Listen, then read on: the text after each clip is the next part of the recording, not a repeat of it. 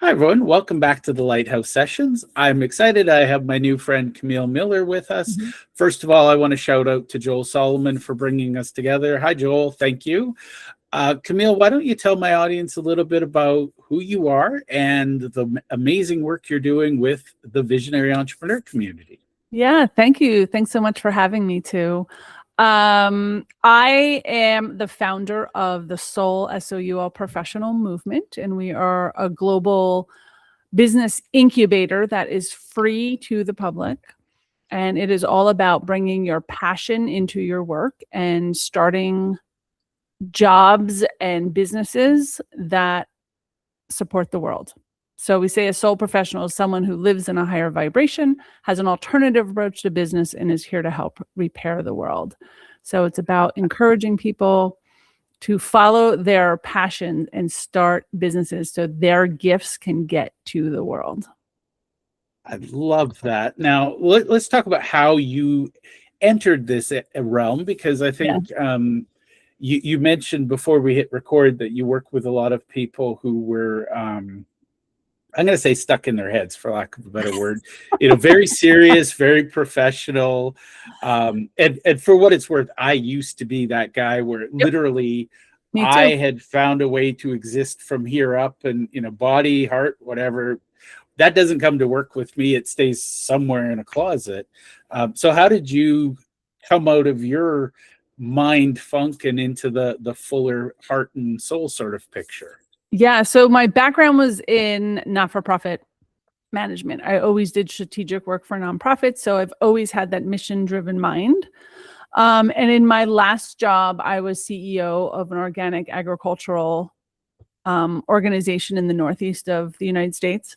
And it was in that role that I saw so many people really struggling or living two lives of they were somebody at work, like they were putting on that professional suit, right? And they were Yeah. showing up at Wall Street or at the law firm or lots of doctors, very structured lives.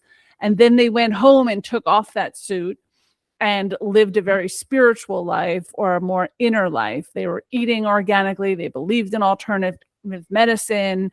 They really wanted to do something else, but they were waiting for that time when they had the title, had enough money, kids were out, it was later in life. That's where I was going to have meaningful work. So when my job got defunded in 2015, I was like, well, I could keep looking for work or I could start something on my own. And that's when I decided to start something on my own. And it started as a little simple coffee club in New Jersey, and it spread very quickly throughout the Northeast. And in 2018, we went to a Zoom model. So way before people were on Zoom, because I just had a feeling. I'm very intuitive. So I just was like, I think Zoom is our future. So let's start doing that. And it allowed me to meet more people quicker.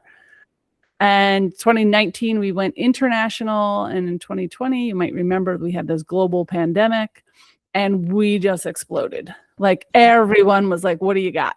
Right. And we didn't have to pivot. We didn't have to change. We just started to grow and grow and grow. And that's when people started to find us. And it was all about, creating your side hustle and finding your passion and your purpose. And then how do you create that into a business in the world? And today we're in 6 continents and 48 countries. Wow. Yeah. And you said something that is huge. And I'm going to share with you my entire adult life, as long as I can remember, I've known that I was going to start a mass movement. And people look at me and go, are you crazy? And I'm like, I don't know. I can't judge that. But what if you're going to show up and play, why wouldn't you want to play big instead of, Yeah. no child ever says, when I grow up, I want to stay in Little League and play Pee Wee baseball. Like, Exactly. Yeah. so I'm a networker. So for me, it was always about how do I build a big community? So it's funny that you and I are chatting today. Yeah. But I think we're also taught, like in school, that you are part of an ecosystem where you work for other people and you give all of your time and you get a salary. and very little of that time is spent with family and hobbies and doing what's meaningful to you and your heart. And then you get to do that in retirement, right? It's a messed up model that really doesn't actually even work today, right? Because we no longer work for corporations or families our entire life, right? Now that corporations are huge and people, they don't really take care of their people. So people are jumping jobs all the time, trying to look for something that fits where they are today. So as life has changed, and I do believe that the future is entrepreneurship, and it's not going to be in a specific country. It's going to blur borders, and we are going to start hiring each other through contract work. And there's not going to be employees. It's going to be single, what I call micro entrepreneurship all over the world. And that's what we promote. I have a movement, but not everybody does. Well, and for what it's worth, what I'm finding is a lot of these movements intersect, and it's not my movement's better than yours. It's how can our movements play together? Yes, agreed. Right. And I do believe that the future is co-creating. So, for the first 10 years, I kind of lived in a silo, and we did have a paid membership for a long time. Now I created it to be free, and we want it to be self-supporting. So we're looking for those co-creators and partners and sponsors and people that really want to help bring this movement forward and not sitting on my shoulders. Right. It's about co-creating. And I didn't want it to look like, because there's so many coaches out there that are starting movements, but it's all to bring more business to themselves. Right. Yeah. And that is not what I created. It was not about a funnel for my work. Right. I don't want to be the one doing all the work. I want to be the one that's leading the ecosystem and have everyone hire everybody else. So I think it has to be in co-creation with other people and other nonprofits, and we're talking to a lot of people right now, but it took until this year for me to step back and go, okay, this is bigger than I am. And either it's going to fall or it's going to grow, but it needs to start sustaining itself. It can't be on my back anymore. I'm too old for this. It needs to start sustaining itself. So co-creation is where we're headed right now. But I think that's also the future of 2026 and how businesses are going to work. I love that. And for what it's worth, I was inspired. So two things from COVID era. Number one, I went into 2019. I ended the year. I started a business with a partner, and the entire focus was in-person events to fill in-person networking groups. Yeah. And in March of 2020, my partner, who's about 10 years older than me, he declared networking dead. He literally, I think it was March 13th, give or take. Yeah. He said, "That's it. I give up. We're done. Networking's dead." And I was like, well, what about Zoom? Because I'd been doing a bunch of Zoom stuff. And he said, oh, you can't network on Zoom. And, of course, my brain loves to hear you can't, because that's always my motivation to prove, oh, yeah, watch me. But, it was fascinating because rather than change, he shut down the entire business. And I whined for about a day or two, and then I went, well, if he doesn't want to continue, I'm going to get up and keep going. Yeah. But shortly thereafter, I needed reassurance that networking was not dead. And I read The Go-Giver by Bob Berg, John David Mann, and I went, networking's not dying, not ever, and human-to-human interaction. So for me, I believe it's, as a co-creator, I see what I'm building, and quite frankly, it's so parallel to yours. I'll say what we're building. Yeah, it's about the co-creators. It's about the community, because anytime something is about you or me, we got to hold it up. Whereas when it becomes about us, you and I can have those days where we're like, I'm going to go write a book or go focus on something. You guys keep carrying this. I'll see you tomorrow. Yeah. Agree. I don't think network is ever going to leave, because we're humans, right? We need each other.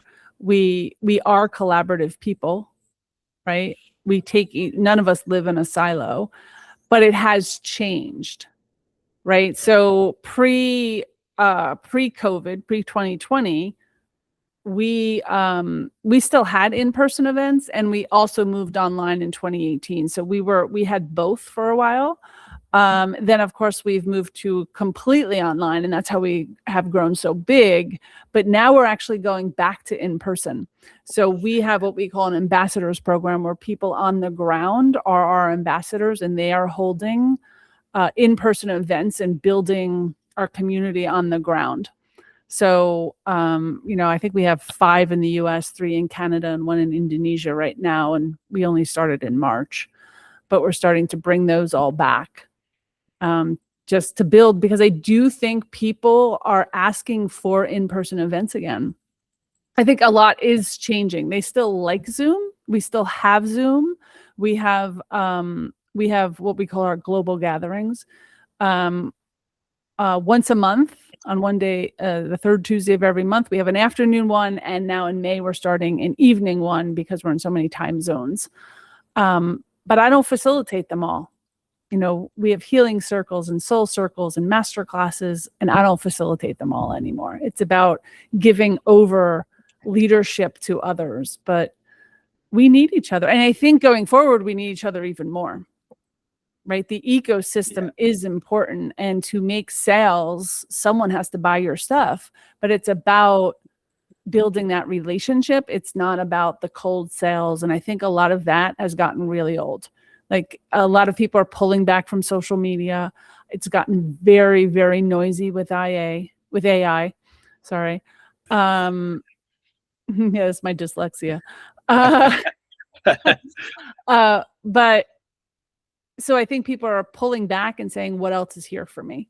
And that's what we're doing. We're trying to find the masters in the world and co-create with them so we can bring our brands together, and really, influence other brands that are doing great work in the world and introduce them to our community, because we have gotten so big. And I was like, I want my job to just be holding space for this community and creating things that are greater and greater.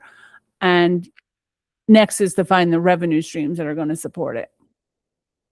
I love it. And for what it's worth, I'm seeing a lot of interesting community models where, and I think this is going to be part of that future of work. It's almost a cooperative where people are paying one another for referrals and connections. Yep. And the actual community takes a tiny percentage just to keep the lights on for the community. And yep. I'm seeing a lot of that right now. And, obviously we find what we're looking for because, as you've said, it can take a lot of energy. A lot of people think, oh, I just show up at the networking events. It's easy. It's like, yeah, somebody held the space for that. Somebody put it in the calendar. Exactly. Yeah. We're trying to figure out that model for ourselves. So we're testing a couple things right now with people. I don't know what works yet. Yep. We're trying to test that model because we also want to make sure that everyone isn't in there. We don't want to be partners with everyone that tells me they're great. Right. We really want to partner with the masters because I feel like I owe my community that.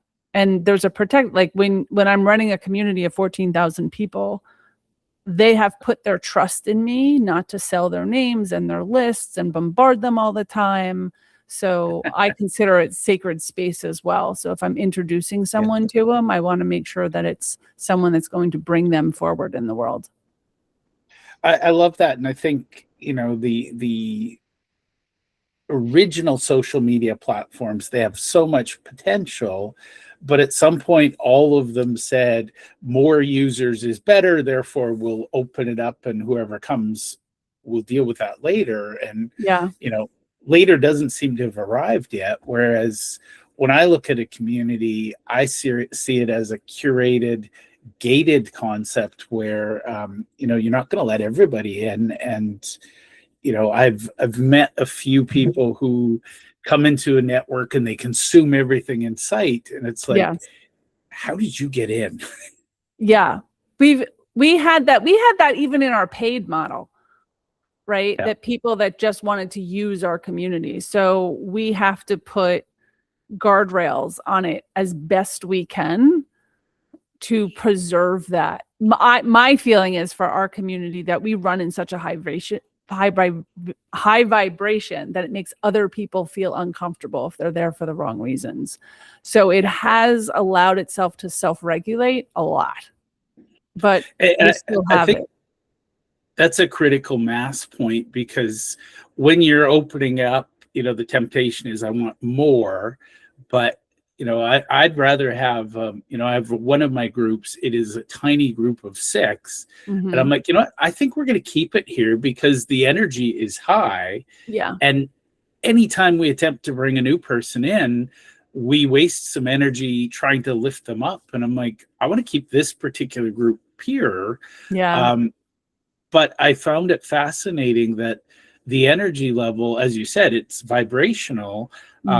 Those who don't belong there quickly opt out and say, you know what, I'm in the wrong room. Yep.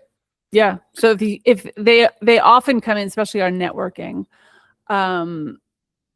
they'll come in once, maybe twice, but usually once it takes, and they're like, and they unsubscribe because they weren't able to sell to people.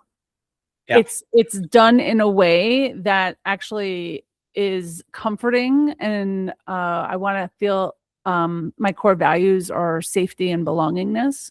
So I want people to feel that they're safe and this is a good community for them without being sold to. And so I've set it up in a way really for introverts, right? We pose questions, we put you in small groups, we mix you up a lot. So you're constantly meeting new people and you have to answer a question, not sell yourself. So, so when we don't offer the platform for people to sell, so they leave. I love that. And, it's fascinating because I see this over and over. People will somehow convince somebody they know to let them come, because I always let my people bring guests. I trust them. And you'll get that one salesperson, and I call it show up and throw up. And it's like, I like that. And you just, could you at least give me a towel, But it's, I used to have to pull them aside and say something, but now apparently I've got to look because they back away and go, oops, this is not that space, is it? It's like, no, it's not. Yeah, it's clear. And people do report other people if they have trouble in their groups. We never really physically had to throw someone out, but as we get so big, it does get difficult. But we trust that the community works the way it's supposed to. Yeah. And it's funny. I used to have a networking bingo card, and it wasn't anything formal, but there was always just some random weird thing. I'm not kidding. I once had a guy show up. He was sitting in a hot tub, and he was like, and he's filming himself, and it's like, I first of all can't hear you over the hot tub jets. But second of all, does it escape you that everybody else has clothes on? Like. And believe it or not, the next time he called me from going through security at an airport, and we were like inundated with these announcements, and I'm like, okay, buddy, I don't know what your deal is, but please go be you somewhere else. Yeah, I get it. So I now have a no shirts, no shoes, no service policy, and I'm like, why would you make me make that rule? I mean, seriously. Yeah. And it's funny, every time you see community rules, it's because someone broke them and a rule had to be created. Yeah. Because someone did actually have a no airport lounge policy, and people were like, that's very random. And I'm like, no, it's not. So wow. I think they exist to amuse me and to force me to keep a sense of humor about it. Because again, networking should be fun. If it's not fun, you're doing it wrong, in my opinion. Yeah, yeah, and you should be meeting the right people because you want to make sure that you're in the right room. So, in the interest of the better world order and bringing great humans together, let's talk about what you're building, and let's talk specifically about the kind of people that are watching this that should say, I like Camille, I should go play with her. Yeah. One thing I'll say as a side note, and then I'll let you answer. I have yet to meet people who say, I'm in this networking group or that networking group.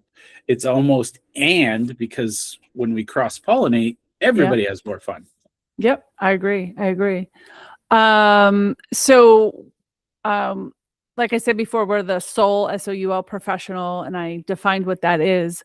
But we find that it's very logically brained, but soul led people. Many people at some point had a corporate or very structured job, and they made it to the top, did the thing, made the salary, had a successful life, and went, this doesn't make my heart sing. Like, this is not what I pictured for myself. Now I want to go do something in the world that creates impact, right? My movement, my coaching, my consulting, whatever it is, or have just boundless freedom for myself. Right now, we're finding a lot of people wanting lifestyle businesses, right? They travel the world, they're nomadic. So many people of our people move all over the world, and they can also meet people because they are in that realm. So those are the people we're really helping. We call them micro entrepreneurs. They're usually making under $1 million. A lot of them are, making under $500,000 or 200,000. Like, they're really just themselves. They may have a VA. Some people have some small teams. We're kind of growing a bit, but it's about being a conscious leader in the world, right? It's about who you are and how you're showing up and who you're trying to impact. So everybody is service oriented. We don't do products. That doesn't mean if you have a product, you can't come in, but most of our people are in the service world. Once in a while, we'll have people that are, selling like supplements, but they're also a health coach or something like that. But mostly it's service with a global reach. Those are the people that we're helping. Just assess what they have. My personal work is more about assessing what do you have in the world, who do you want to help in the world, and how do you want to do it, right? And then designing that business. So I like the designing part. We also have a business school, and there's lots of free classes and everything. But it's also doing the inner work. And I think that's a big place that we're going to, where we worked as a business incubator for the last 10 years. We are still that business incubator, but more and more people are moving over to coherence, right? What does it feel like in my body to be doing this work? Do I want to wake up every day and continue this work? Does it bring me joy and happiness, and my blood pressure is low? Can I have the life I want also doing this? So the coherence work, I think, going forward is even more important. And I find that even with my personal clients, that we're working on mindset and frame of mind and what is possible and who do you want to be? Like, who are you becoming in the world? And does that align with the business that you're running? That is really where I see our community going now. And more of the conversations that we're having. And when we're bringing in other masters, a lot of them, talk to guides or are masters in intuition and mindset, because that is what is needed in this new world. I love it. And for what it's worth, I think I'm seeing a lot of people going through, they call it the midlife crisis. And, it's more apt. It's the identity crisis, because, I've heard people call it the you, where, you're striving and you're happy, and then you dip because all of a sudden, what mattered doesn't matter anymore. And you're like, what's the next chapter look like? And I'm fascinated because I see people coming out of that dip one of two ways. One, they're doing the work and they're rising, or they're going to go back to that soul-sucking job and they're, I don't know what the word is, devolving, stagnating, suffering. But it's sad to see when people don't know that they can do the work and actually change how things are. Yeah.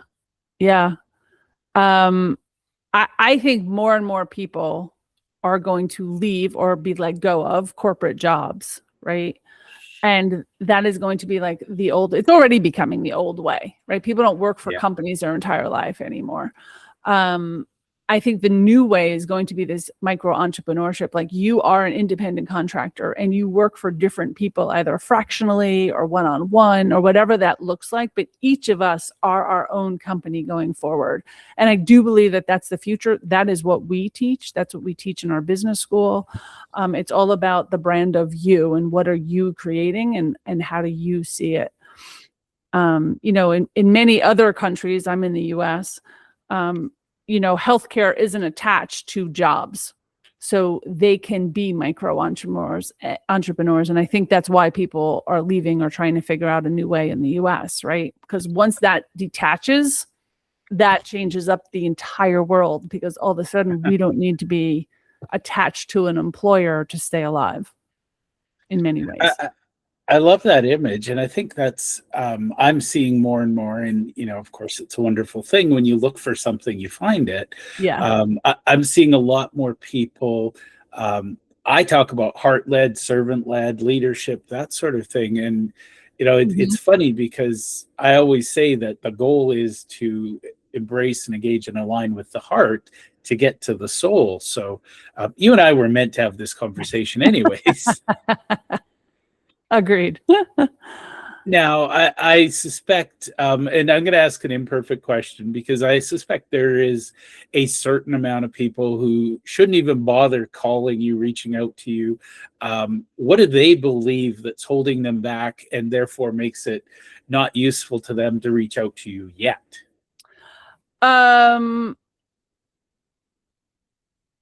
I'm trying to think specifically. I was originally going to go with, if you think you're going to sell first, that's not going to happen. So no transactional people. Yeah, okay. No transactional people.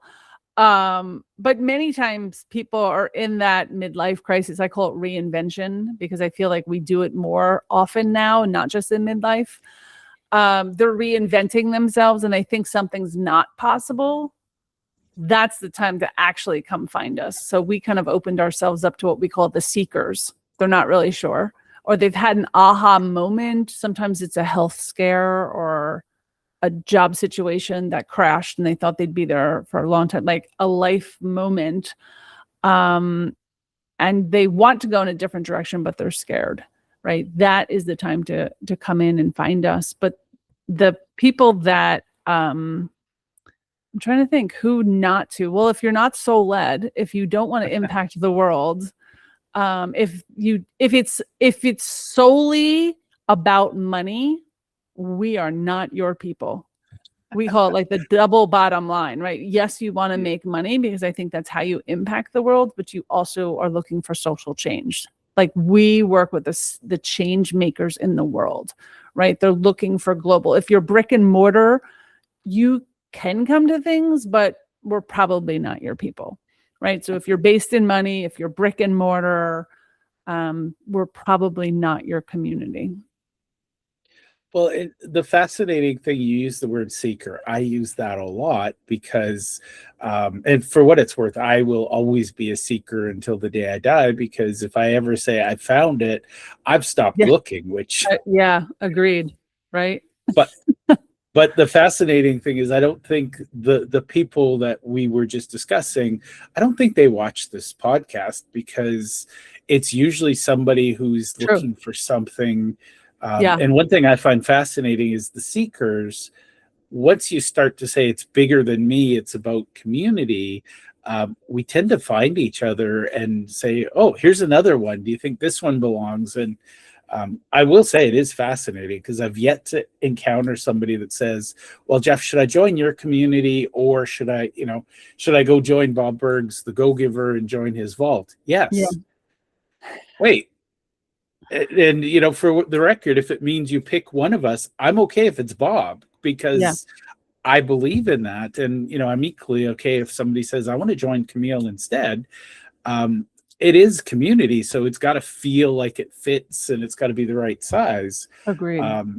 I work with a few product-based companies, but I annoy them because I always turn their product into a service, because how it helps that's people. What I do.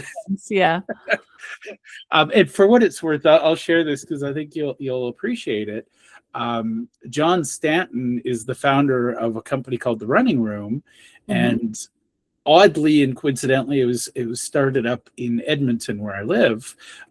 He started it out of his garage, and he was selling shoes and what have you out of the garage. And it was only when he started to give to the community and build the community, he started his running clinics. And I'm like, that is the most brilliant business model. You're not just selling them the tool to be a runner, you're selling them the identity, and you're giving them the how-to. Yeah.